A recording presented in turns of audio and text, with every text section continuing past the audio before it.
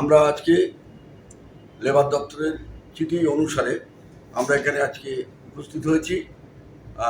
Baranagar jute মিলের আধিকারিক আমাদের শৈলেশ সিং মহাশয় এবং আমরা 6টা ইউনিয়নের 6জন প্রতিনিধি এখানে উপস্থিত হয়েছি।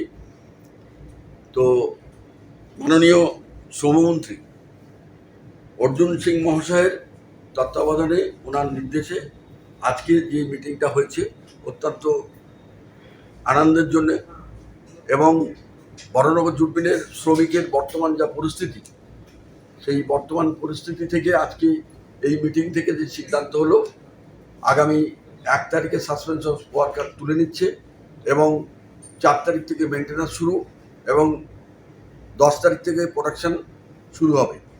এই মর্মে একটা স্বাক্ষরিত হলো।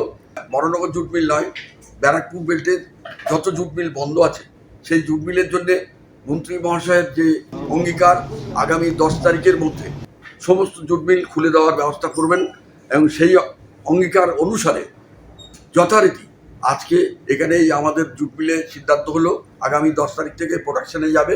এর জন্যে আমরা তো খুশি।